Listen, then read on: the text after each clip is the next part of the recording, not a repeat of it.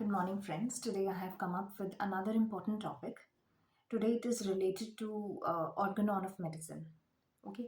Now, basically, organon of medicine is that particular part of homeopathy which deals with the philosophy of homeopathy, which deals with how to practice homeopathy. All right. It deals with that. Now, I want to share a very important fact about organon of medicine. Now, this is a book which has been written by Dr. Samuel Hahnemann, who is the founder of homeopathy. Now, it's basically equivalent to the GEETA, the holy book that we read, GEETA.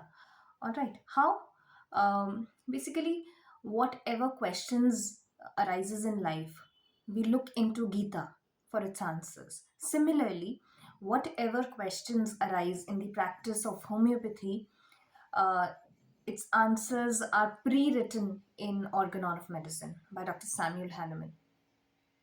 Okay, so basically, as you go through the book, it shows you the path one by one. Each and every step has been very beautifully explained by Dr. Samuel Hahnemann.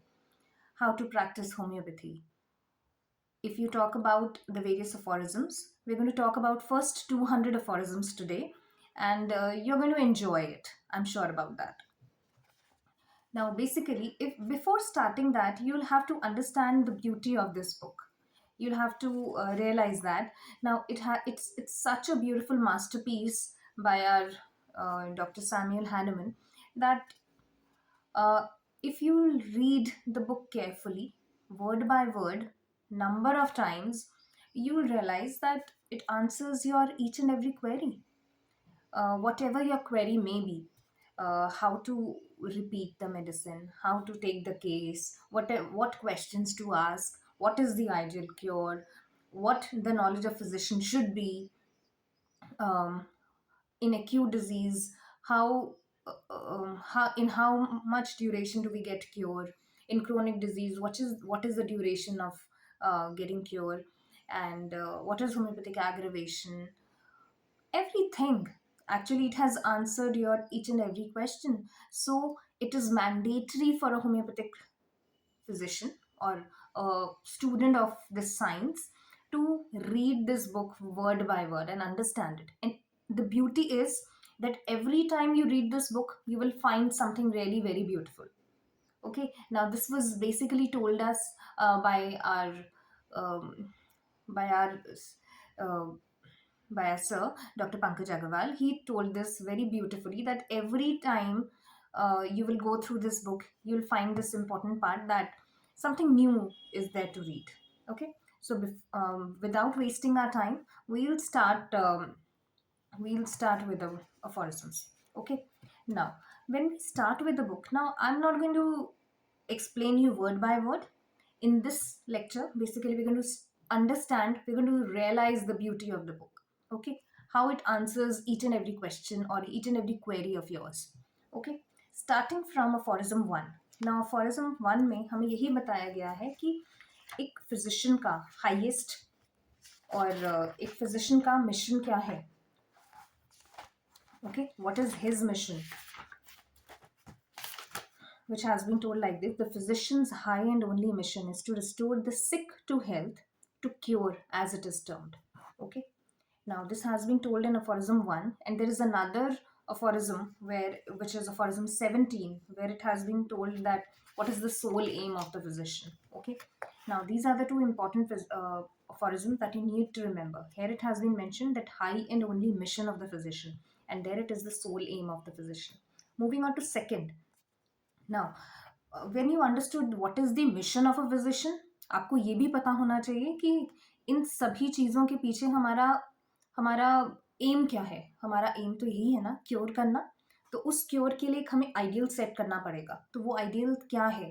The highest ideal of cure that has been mentioned in aphorism 2. Okay, moving further. Now once हमने ये decide कर लिया कि एक physician का mission क्या है, उसे किस राह पर चलना है, उसे क्या करना है. तीसरा, अगर एक क्योर हमारा मिशन है तो उस क्योर का एक आइडियल सेट हमने कर दिया कि it is the one which it should be rapid, gentle, permanent restoration of health, or removal and annihilation of the disease in its whole extent in the shortest, most reliable, and most harmless way on easily comprehensible principles. Okay. Then is the aphorism third. Now, aphorism third में हमें बहुत ही clearly 3 points के बारे में बता दिया है कि इन सब चीज़ों की नॉलेज एक फिजिशियन को होनी चाहिए अगर वो क्योर करने के लिए बैठा है. ओके.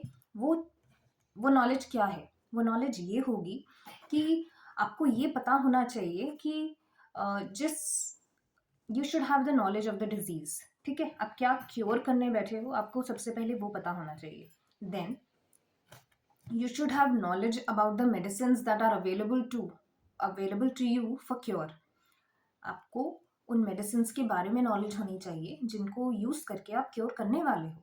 ठीक है. और थर्डली आपको एप्लीकेशन करना है. अब वो पर्टिकुलर डिजीज आपको पता चल गई क्या है. ओके. अब उसमें आपको मेडिसिन का भी पता चल गया कि कौन कौन सी मेडिसिन जो हैं उसके अंदर एप्लीकेबल हो सकती हैं. ओके. तो उनकी सिम्टम सिमिलैरिटी देखकर हम उस केस के लिए, उस पर्टिकुलर केस ऑफ डिजीज के लिए कौन सी मेडिसिन मोस्ट सूटेबल होंगी, आप उनको अप्लाई करोगे अपनी इस नॉलेज को यूज करके. ठीक है. तो that is your third point. And fourthly you have to decide the dose. You'll also have to understand what are the obstacles to cure and you'll have to remove it. Okay. Then only you will understand how to treat judiciously and rationally. And he is the true practitioner of healing art. Okay. Then moving on to the fourth aphorism. Now, fourth aphorism basically talks about preservation of health. Dr. Hahnemann basically talked way ahead of his times. He mentioned importance of sanitation. He mentioned about preservation of health. Now, cure is not just about curing a disease. It's also about guiding people about preservation of health. You will have to guide the health. You just don't have to treat the diseased individual. You also, it's important to advise the healthy people how to preserve your life. You'll have to help them with that. Okay. So you'll have to make them understand the things that derange the health and cause disease. Okay. तो पहले aphorism में हमने ये देखा कि एक mission क्या है एक फिजिशियन का. सेकंड, हाईएस्ट आइडियल क्या है क्योर का. थर्ड, इन सब चीज़ों के लिए क्या क्या नॉलेज उनके पास होनी चाहिए. Fourth, preservation of health. In the fifth we gonna talk about कि ठीक है, हमने कहा कि हमें फिजिशियन का मिशन पता चल गया, हाईएस्ट आइडल ऑफ क्योर पता चल गया, फिजिशियन के पास नॉलेज क्या क्या होनी चाहिए हमें वो भी पता चल गया. अब वो सब जो डिजीज हो रही हैं वो किन से हो रही हैं, उनके कॉजेज क्या हैं, exciting and maintaining causes, the fundamental causes which are the miasms. You must know about that. And also, for the investigation of the disease, especially in the chronic cases, physician has to pay attention to the accessory circumstance. About accessory circumstances, it has been mentioned in the aphorism 5. It has been mentioned in further aphorisms as well, in aphorism 81, 94, 208, and 252. Okay. Then moving on to aphorism 6. Now here he has mentioned about one of the important quality that a physician must have. Okay. And that is being unprejudiced. Okay. Now there are further many more qualities which are mentioned way ahead in the as we move through the organon, but this is the first quality that is required in a homeopathic physician. Okay. If you want to cure rationally and judiciously. Okay. And that is, you need to be unprejudiced. You don't have to make a preconceived notions about a disease or a case or a medicine. Okay. You'll have to remove all your prejudice and see every new case as a different one. Okay. Then अब आपको पता चल गया कि क्या क्या आपको करना है, आपका एम क्या है, आपका हाईएस्ट आइडियल आपको क्या अचीव करना है, क्या क्या नॉलेज आपके पास होनी चाहिए, कॉजेज ऑफ डिजीज क्या है. ठीक है. अब आपको पता लगाने पड़ेंगे पेशेंट के सिम्टम्स. वो सिम्टम्स आपको कहाँ से मिलेंगे. सिम्टम्स ऑब्जेक्टिव होते हैं, सब्जेक्टिव होते हैं. ठीक है.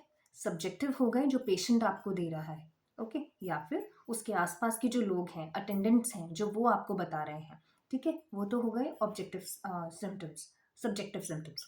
और वो जो पेशेंट को देखकर एक फिजिशियन ने पता किया अपनी ऑब्जर्वेशन से कि what all he got to see, hear and feel, that was those are called as the objective symptoms. Okay, तो इन्हीं सब चीज़ों का कॉम्बिनेशन जो है मिलकर बनाता है portrait of the disease. Okay, जो कि हमें चाहिए अपने एक पेशेंट की क्योर के लिए, हमें ये सब चीज़ें चाहिए.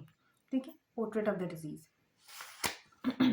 उसके बाद हम अगर आगे बढ़ें अफोरिज्म 7 में ये बताया गया है कि सिर्फ पोर्ट्रेट ऑफ डिजीज बनाने से काम नहीं चलेगा, आपको टोटलिटी ऑफ सिम्टम्स चाहिए. वो कैसे? कि ऐसे कुछ फैक्टर्स होते हैं जिन्हें हम कॉजा ओकेजनैलिस कहते हैं, जो कि ओकेजनली अकर करते हैं, but they are the cause of the particular symptoms. Okay, उनको एक पर्टिकुलर केस से हटाने की ज़रूरत है. वो मेंटेन करके रखते हैं डिजीज़ को, बार बार उसे एक्साइट करते हैं. जब तक वो नहीं हटेंगे तब तक डिजीज़ पूरी क्योर हो नहीं सकती. I'll mention you about in the there is very interesting fact about this.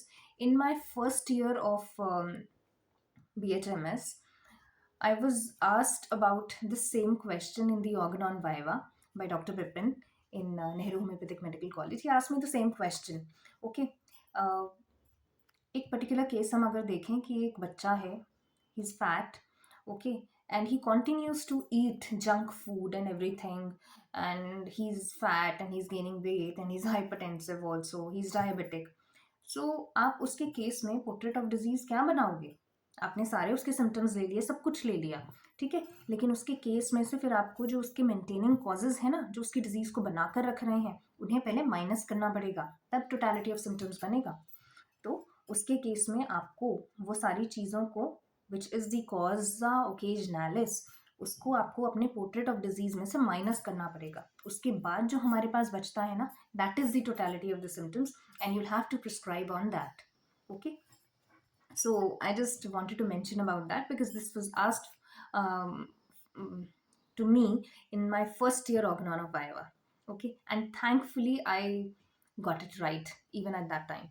Okay, so now it has been also mentioned in Aphorism 7 that now these symptoms which are occurring from some um, occasionally occurring cause, or you may say the maintaining causes, ऐसे causes की वजह से जो disease बनती है ना, वो एक तरीके की indisposition होती है. cause हटा दो, वो particular condition भी हट जाएगी. okay, वो indisposition होती है, nothing else. वो it usually ceases spontaneously. If you remove that particular cause, it will remove spontaneously.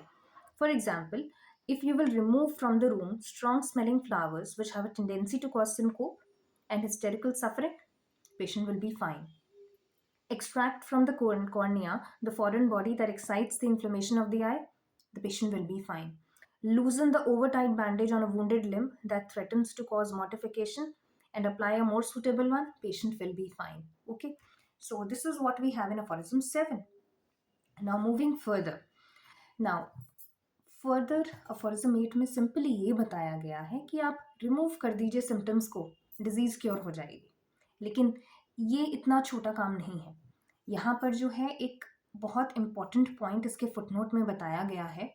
Now there was a famous doctor of those times, Hufland. He basically criticized homeopathy, that homeopathy can remove the symptoms but disease remains. Okay, and there was another doctor whom you need to remember, Hecker, who criticized homeopathy and Dr. Hahnemann in the most vulgar way. Okay, and that is why now this is a question which is frequently being asked about in homeopathy exams. That is why I'm mentioning about Hufland as well as about the Hecker. Okay, then as we move further, we move on to aphorism 9. Now here we are going to talk about the vital force. Vital force जो कि हमारी body को पूरे सभी functions को govern करता है, हम उसके बारे में बात कर रहे हैं. ठीक है, डिजीज क्या है? डिजीज बेसिकली इसी वाइटल फोर्स का हार्मोनी जो ब्रेक हो जाती है तभी डिजीज प्रेजेंट होती है. ओके, तो वाइटल फोर्स के बारे में बात की गई है अफोरिज्म 9 में we have talked about vital force in health. Okay, in 10 we talk about the vital force in death and vital force in disease in aphorism 11. I'm not explaining you anything, I'm just giving you a crux of each of the aphorism so that you can basically realize the beauty of homeopathy, or you can realize the beauty of organon of medicine. That's what I'm trying to do. We'll get into the crux of each and every aphorism as we move further in further lectures, but for now we are going to talk about this only. Okay. Then aphorism 11 has mentioned about vital force in disease. Here it has also mentioned about the materia peccans. Now this materia peccans is a Latin word. Remember that. Note that in your book.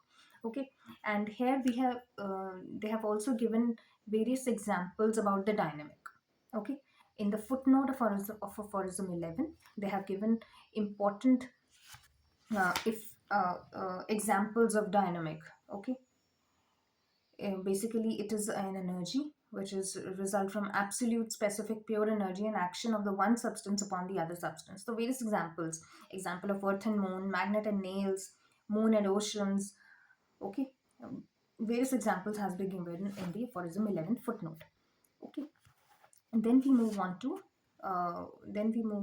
aphorism 13. Aphorism 13 talks about white materia peccans, because in the earlier times it was believed that disease is caused by some substance which is it is caused by certain materialistic thing, okay, which remains hidden in the organism. Okay. Now that was given a name, materia peccans. It is a Latin word, and that's all you need to remember. Okay. Then is 14. 14 basically talks about what is incurable and what is curable. Now एक condition जो कि curable होगी वो अपने आप को present करेगी in the form of, it will throw off its morbid signs and symptoms. Now if those are available, understand that it is a curable condition. Okay. Now once those, even once you wipe off those morbid signs and symptoms, that disease condition becomes incurable, and that is what has been mentioned here. Okay. Again, there is a one important point. We talked about in aphorism 4 about the preservation of health. We talked about its importance. Now here in aphorism 14 they have talked about preserver of the human life. Who is it? It's God. Okay. All wise preserver of human life. Then we come on to the aphorism 15, which talks about holism, where you talk as body and the vital force together. They work in the unity. आपको उन दोनों को cure करना है. Okay. Since they are in a unity, you will have to cure them in unity. Okay. Then we come on to this aphorism 16.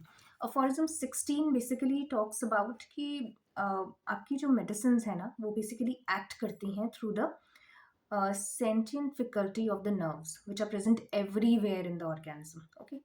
So their mode of action is through these sentient faculty of the nerves. Apart from that, it also mentions about certain diseases where no medicine is required. Diseases which are caused because of sufficient disturbance of the vital force through the imagination. Okay. They're also cured by the same means. No medicine is required. Okay. Then moving on to the 17, it simply talks about seizet effectus seizet causa, which has been explained here very well.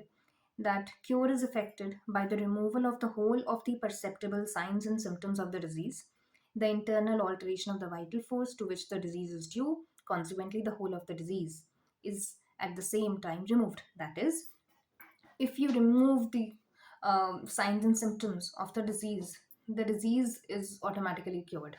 Okay, the disease is also removed. Then in aphorism 17, they have also talked about moral remedy. It is the sole remedy which helped in removing the signs and symptoms of that particular diseases. Okay. Now moral remedy से ये भी मतलब है कि कुछ ऐसे diseases हैं जैसे हमने एक ऊपर पढ़ा था which are simply the disturbance in the vital force through the imagination. तो वहाँ पर आप वही उस disturbance को, इमेजिनेशन की जो डिस्टर्बेंस है उसी को आप एक हारमोनी में ले आइए. कोई मेडिसिन मत दीजिए, वो क्योर हो जाएगा. वो कैसे आप हारमोनी लाओगे, हारमोनी आप कैसे लाओगे? For example, a warning dream, a superstitious fancy, a solemn prediction that death would occur at a certain day or at a certain hour has not unfrequently produced all the signs of commencing and increasing disease, of approaching death, and death itself at the hour announced, which could not happen without the simultaneous production of the inward change.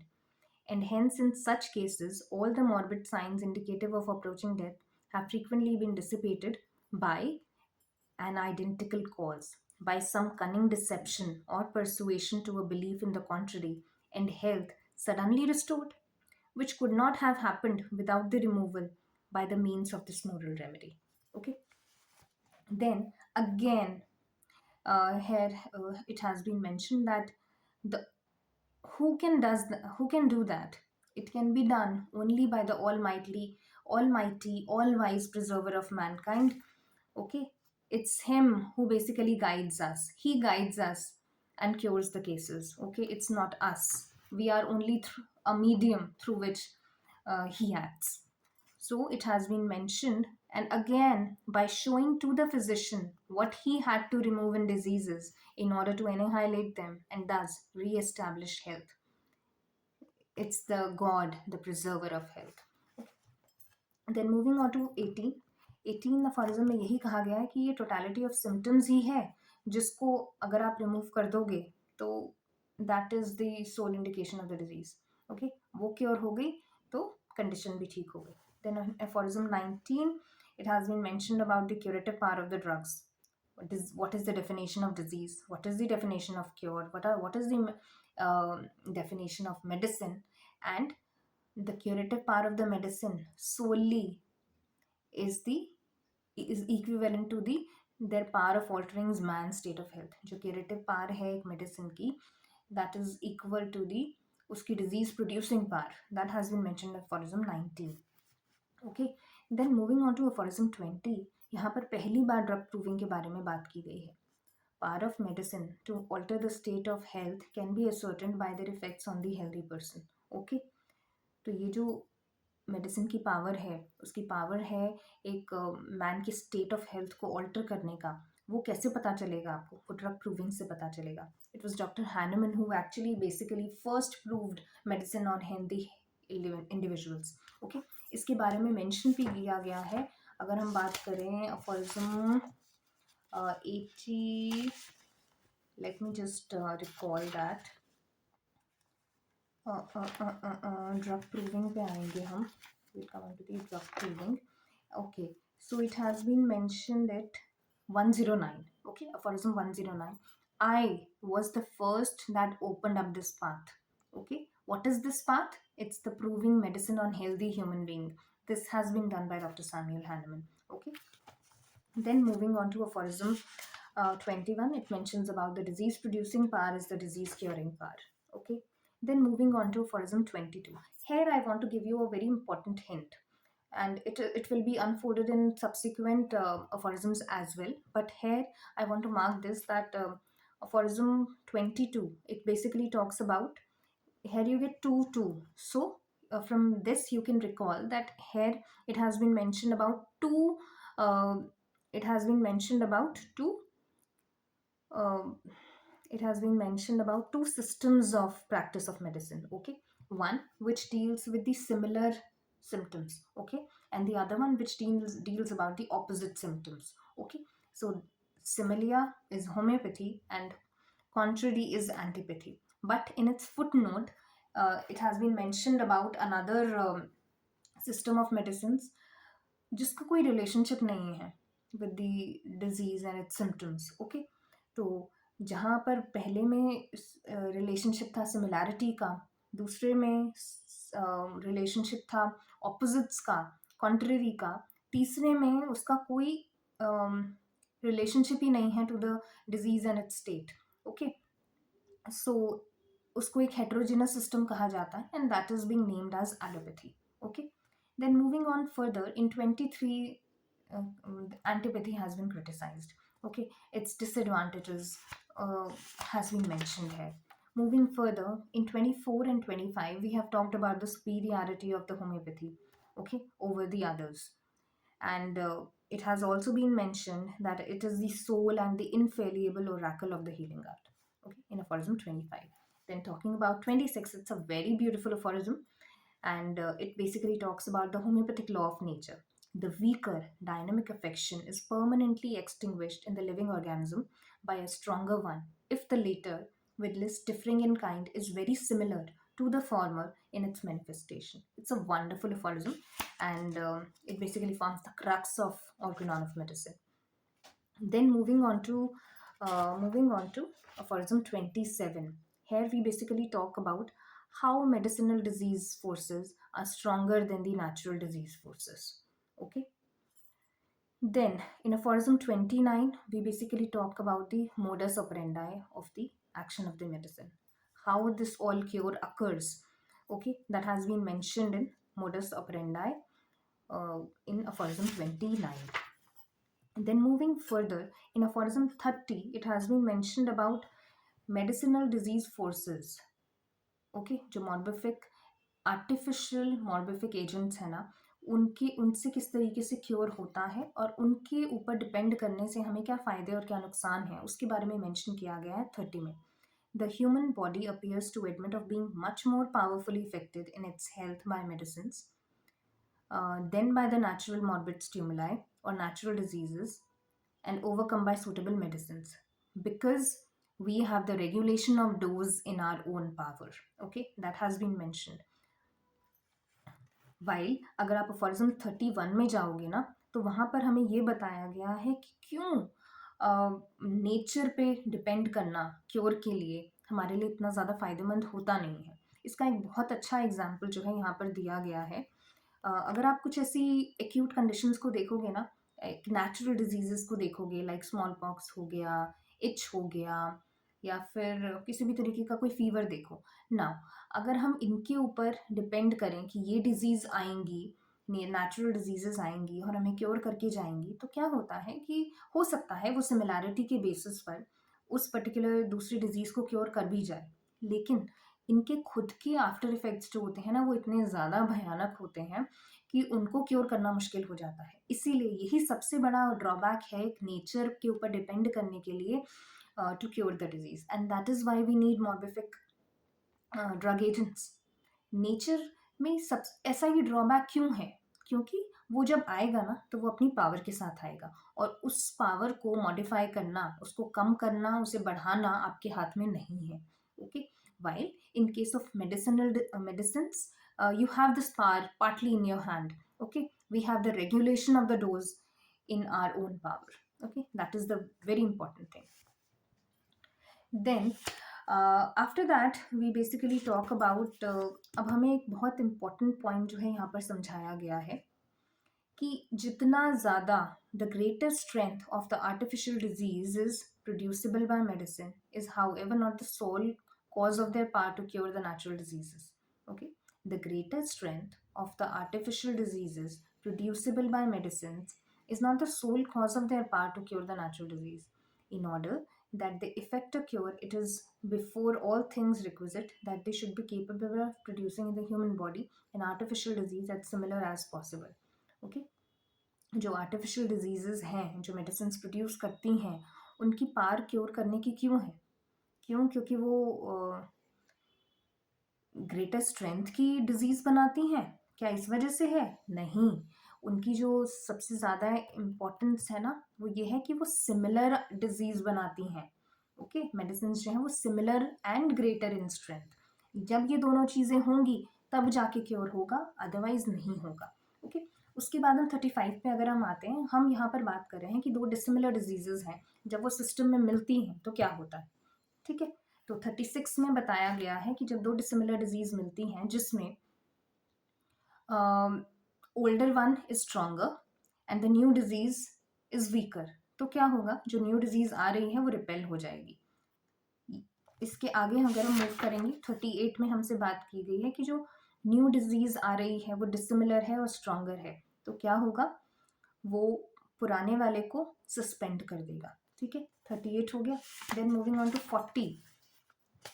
अगर आप 40 पर जाओगे, 40 and 41 में यहाँ पर बात की गई है कि अब जो न्यू डिजीज आई है, वो जो है ऑफ इक्वल स्ट्रेंथ है to that of the older one. ठीक है, डिसिमिलर है लेकिन इक्वल स्ट्रेंथ के हैं, तो क्या होगा? वो दोनों मिलकर कॉम्प्लेक्स डिजीज बना लेंगे.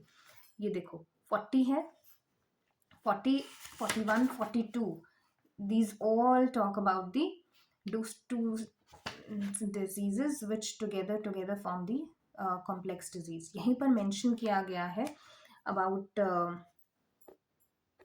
यहीं पर मेंशन भी किया गया है about it has been mentioned complex diseases. Okay, now there are various examples to that. Now moving on to 42 and 40, 43 and 44. Okay, now यहाँ पर एक another मैं एक hint देना चाहूँगी.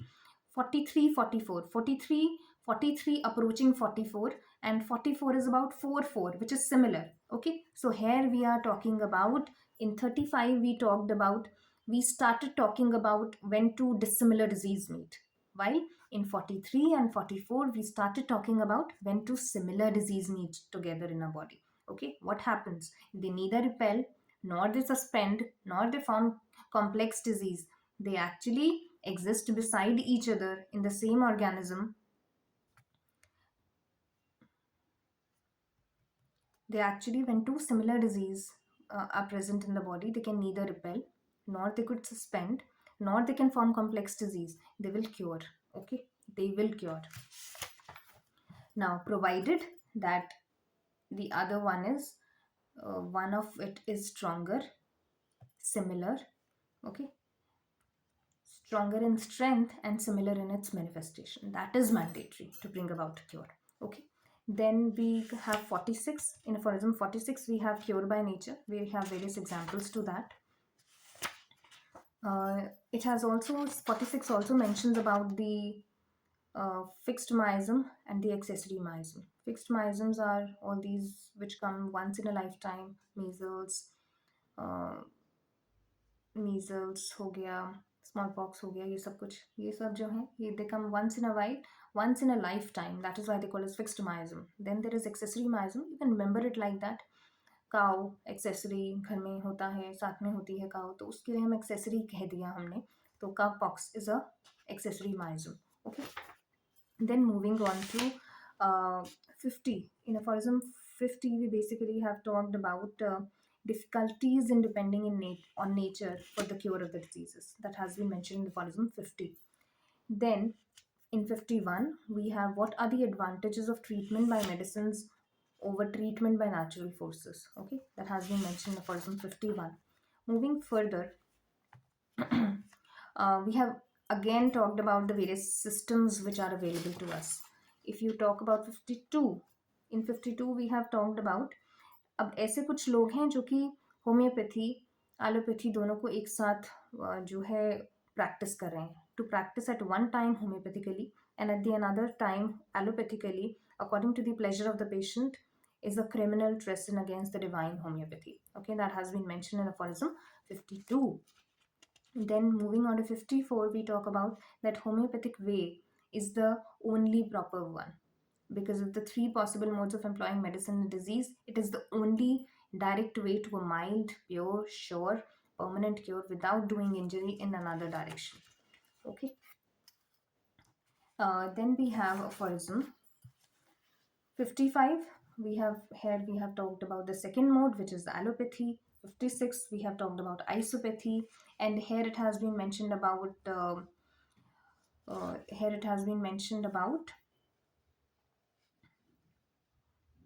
isopathy, a method of curing a given disease by the same contagious principle that produces it. Okay, here we remember Dr. W. Lux.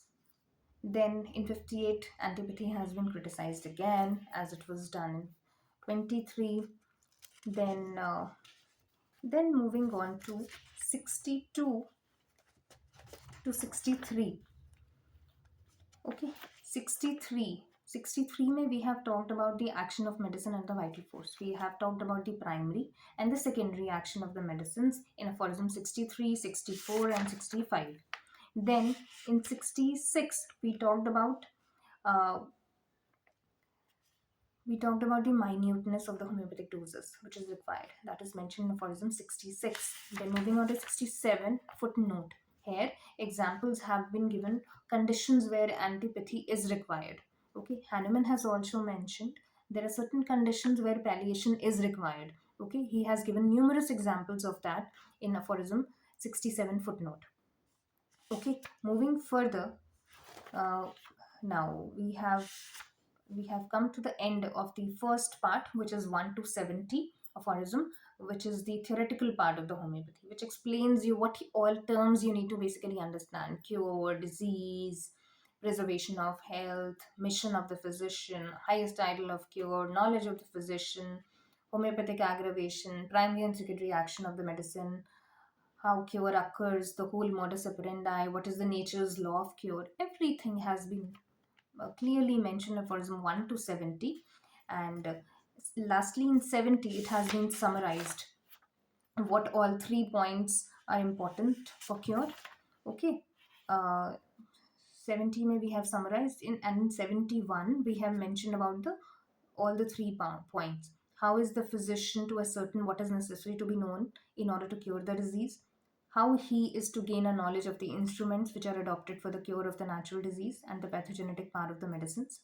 And what is the most suitable method of employing these artificial morbific agents for the cure of the natural disease? These 3 points, these are again mentioned in aphorism 71. Okay, so that's it for today. See you tomorrow for we'll continue with the aphorisms from 72. Hope you learn. Uh, if you like my video, kindly subscribe to my channel and like the video and spread it uh, as much as possible. Thank you very much.